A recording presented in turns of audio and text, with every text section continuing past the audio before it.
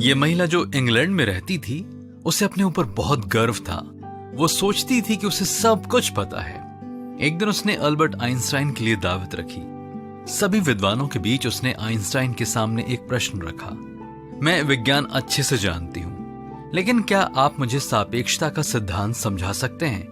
Albert Einstein ने कहा, madam, इससे पहले कि मैं आपको उसके बारे में समझाऊं, मैं आपको एक कहानी के बारे में बताना चाहता हूं। मैं एक अंधे आदमी के साथ चल रहा था। उसने मुझसे पूछा कि मुझे क्या पसंद है। मैंने उसे बताया कि मुझे दूध पसंद है। उसने पूछा, दूध कैसा दिखता है? मैंने उससे कहा कि वो सफेद रंग का एक तरल पदार्थ है। उसने कहा, मुझे तरल पदार्थ समझ में आता है, लेकिन सफेद रंग का क्या होता है? मैंने तुरंत कहा, सारस के पंख सफेद होते हैं।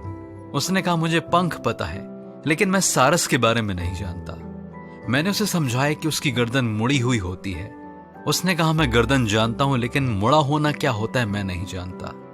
मैं चिढ़ गया और उसके हाथों को पकड़कर उससे मुड़ा हुआ आकार बनाया और कहा, इसे कहते हैं मुड़ा हुआ या वृक होना। उस अंधे आदमी ने कहा, ओह अच्छा, अब मुझे समझ आया, दूध मुड़ा हुआ होता है। इसी तरह से मैडम, सापेक्षता का सिद्धांत आप समझने की कोशिश कर रही हैं और मैं समझाने की। यह काम नहीं करेगा। तुरंत ही उस महिला का चेहरा शर्मिंदगी से लाल हो गया और वो वहां से चली गई।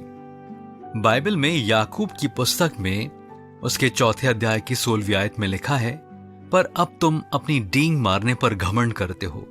ऐसा सब घमंड बुरा होता है। प्रिय मित्रों, आइए हम हर परिस्थिति में विनम्र होने की कोशिश करें, जैसा परमेश्वर को पसंद है।